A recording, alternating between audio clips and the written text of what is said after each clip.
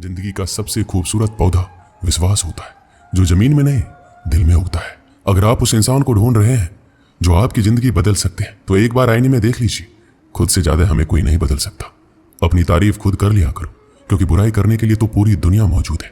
क्रोध एक ऐसा तेजाब है जो जिस चीज पर भी डाला जाता है उससे ज्यादा उस पात्र को नुकसान पहुंचाता है जिसमें वो रखा जाता है। बहुत मुश्किल नहीं है जिंदगी की सच्चाई समझना। जिस तराजू में दूसरों को तौलते हो, कभी उस पर खुद बैठ कर देखना। जलो वहां जहां जरूरत हो। उजालों में चिरागों के मायने नहीं होते। किसी को हरा देना बेहद आसान है, लेकिन किसी को जीतना बेहद मुश्किल। जिम्मेदारियां इंसान को वक्त से पहले बड़ा बना देती है। समय वह है जिसे हम सबसे ज्यादा चाहते हैं, पर जिसे हम सबसे गलत तरीके से उपयोग भी करते हैं। त्याग के बिना कुछ भी पाना संभव नहीं है। एक सांस लेने के लिए पहली सांस छोड़नी पड़ती है। पतझड़ में सिर्फ पत्ते गिरते हैं। नजरों से गिरने का कोई मौसम नहीं होता। जिसे खुद की गलती नजर नहीं आती, उस इंसान से दूरी बना लेना ही बेहतर होता है। जिनका दिल साफ होता है, दुनिया गलत साबित उन्हीं को करने में लग जाती है। जीवन में सबसे अच्छा सबक आप ये सीख सकते हैं कि कैसे शांत रहना है। यदि आप अपने सपने को पाने की हिम्मत रखते हो, तो आपका हर सपना सच हो सकता है। समस्याएं देखकर जीवन में कभी हार मत मानो। क्या पता इसी समस्या के अंदर तुम्हारी एक बड़ी शुरुआत छुपी हो। अगर कष्ट बड़ा है तो कामयाबी भी बड़ी ही मिलेगी। भीतर क्षमा हो, क्षमा निकलेगी। भीतर क्रोध हो, क्रोध निकलेगा। भीतर प्रार्थना हो तो प्रार्थना निकलेगी। नफरत हो तो नफरत। इसलिए जब भी कुछ बाहर निकले तो दूसरों को दोषी मत ठहराना। आशा और विश्वास कभी गलत नहीं होती।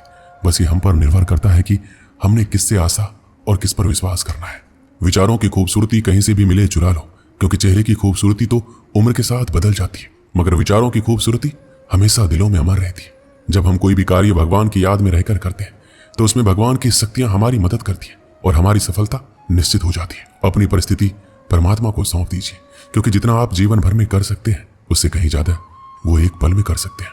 जिस इंसान को भगवान पसंद करते हैं, जिसे वो अपना खास बनाना चाहते हैं, उन्हें वो हमेशा असफल रखते हैं, हमेशा उनकी जिंदगी में मुसीबत डालते हैं। अगर आप हार रहे हो तो ये बड़ा संकेत है कि भगवान के उन खास इंसानों में से आप एक हो जिन्हें वो आगे पहुंचाना चाहते हैं। दुनिया में कुछ ऐसे इंसान होते हैं जिन्हें आप कितना भी प्यार मान सम्मान दो, फिर भी क्या करते हो, सिर्फ धोखा ही देते हैं। क्योंकि आप लोगों की फितरत कभी नहीं बदल सकते। पत्नी पसंद से मिलती है, मगर माँ बाप तो पुण्य से मिलते हैं। उनकी परवाह मत करो जिनका विश्वास वक्त के साथ बदल जाए। परवाह सदा उनकी करो जिनका विश्वास आप पर तब भी बना रहे जब आपका वक्त बदल जाए। रिश्ता चाहे जो भी हो, मजबूर नहीं मजबूत होना चाहिए। जीवन में धैर्य अत्यंत महत्वपूर्ण है, क्योंकि यह बात हमेशा याद रखिए, बूंद बूंद पानी से ही घड़ा भरता है। मन की सच्चाई और अच्छाई कभी व्यर्थ नहीं जाती। ये वो पूजा है जिसकी खोज ईश्वर खुद करते हैं। सुख हमारे अहंकार की परीक्षा लेता है, जबकि दुख हमारे धैर्य की। दोनों परीक्षाओं में उत्तीर्ण होकर ही हमारा जीवन सफल होता है। प्यार और सम्मान दो ऐसे उपहार है, अगर आप सभी को देने लग जाओ तो बेजुबान भी छुप जाते हैं। जिस दिन तुम्हें अपना मूल्य पता लग गया, उस दिन के बाद तुम किसी के द्वारा की गई निंदा या प्रशंसा से कोई फर्क नहीं पड़ेगा। संपूर्ण संसार में दुख से बड़ा कोई मित्र नहीं, क्योंकि दुख ही है जो इंसान को ईश्वर की याद दिलाता है।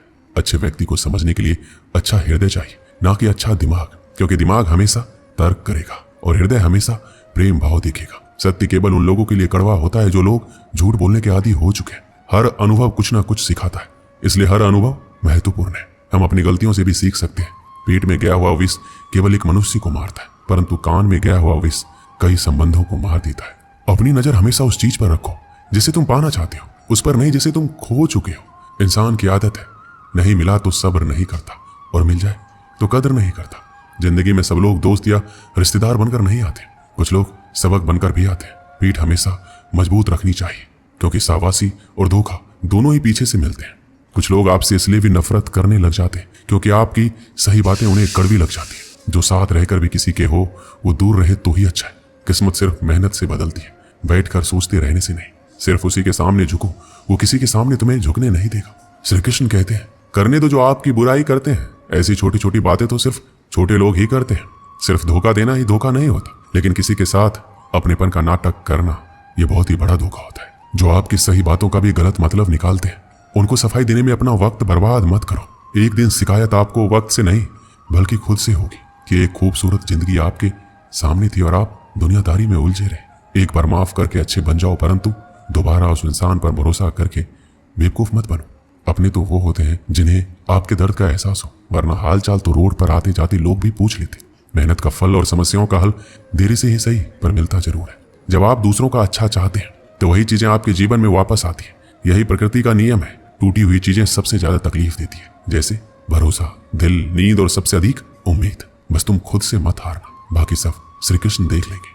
जो इंसान अच्छे विचारों और अच्छे संस्कारों को पकड़ लेता है, उनके हाथ में मानव पकड़ने की जरूरत नहीं पड़ती।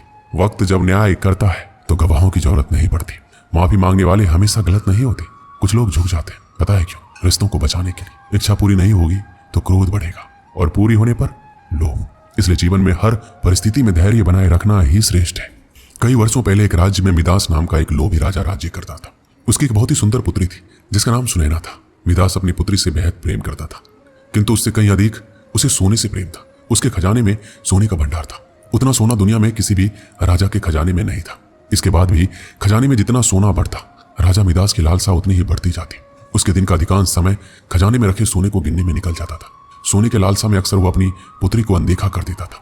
दिन पर दिन उसकी सोने की ललक बढ़ती जा रही थी और अधिक सोना प्राप्त करने के उद्देश्य से उसने एक बार अन्न जल त्याग कर ईश्वर की कठोर उपासना की।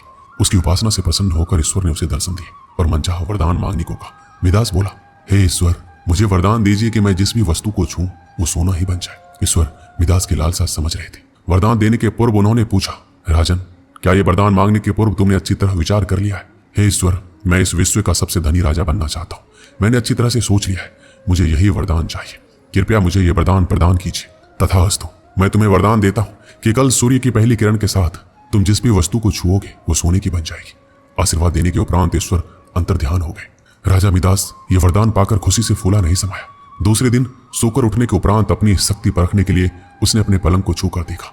वह पलंग सोने का बन गया। मिदास बहुत खुश हुआ। दिन भर वह सुध बुध खोकर अपने महल के हर चीजों को सोने में परिवर्तित करने में लगा रहा। उसे भोजन तक का होश ना रहा। शाम तक वह थक कर चूर हो गया था। उसे जोरों की भूख लग गई थी। उसने अपने सेवकों को भोजन परोसने के लिए कहा। भोजन परोसा गया, किंतु ये क्या? जैसे उसने भोजन को हाथ लगाया तो सोने में परिवर्तित हो गया। अब सोने को तो खाया नहीं जा सकता था। भूख से बेहाल राजा मिदास ने फल खाकर भूख मिटानी चाहिए, किंतु उसके छूते ही वो भी सोने में परिवर्तित हो गया। वह गुस्से से तिलमिला उठा और उठकर बाहर चला गया। बाहर टहलते हुए अपने महल के उद्यान में पहुंचा। वहां उसने देखा कि उसकी नन्ही पुत्री सुनैना खेल रही है। उसका सुंदर मुख देख राजा के मन में प्रेम उमड़ आया। कुछ क्षणों के लिए वह अपनी भूख भूल गया। जब सुनैना ने अपने पिता को देखा तो उसके पास दौड़ी चली आई और प्रेम पूर्वक उससे लिपट गई। राजा मिदास ने प्रेम जताते हुए उसके सिर पर हाथ फेरा और तुरंत ही वह सोने में परिवर्तित हो गई। अपनी नन्ही पुत्री को सोने का बना देख वह दुखी हो गया और रोने लगा। उसने पुनः ईश्वर से प्रार्थना की। प्रार्थना सुनकर ईश्वर प्रकट हुए और उसने पूछा, राजन, क्या हुआ? अब तुम्हें क्या वरदान चाहिए? मिदास रो रो कर कहने लगा, हे ईश्वर, मुझे क्षमा करें। सोने की लालसा में मेरी बुद्धि भ्रष्ट हो गई थी। मैं ये वरदान मांग बैठा था, किंतु अपनी पुत्री को खोने के बाद अब मेरी आंखें खुल गई है। मुझे समझ आ गया है कि हर वस्तु अमूल्य है और उन सब में सबसे अमूल्य है मेरी पुत्री। भगवान, कृपया ये वरदान वापस ले लीजिए। मेरी पुत्री मुझे लौटा दीजिए। मैं सोने की लालसा त्याग दूंगा और अपना कोषागार निर्धनों और जरूरतमंदों के लिए खोल दूंगा। ईश्वर ने जब उसके पछतावे के आंसू देखे तो अपना वरदान वापस ले लिया। दूसरे दिन सूर्य की पहली किरण के साथ सारी वस्तुएं अपने वास्तविक रूप में आने लगी। राजा मिदास की पुत्री भी अपने वास्तविक रूप में आ गई। उसने अपने वचन के अनुसार अपना कोषागार निर्धनों और जरूरतमंदों के लिए खोल दिया। उसका लोभ खत्म हो चुका था। वो एक संतुष्ट जीवन व्यतीत कर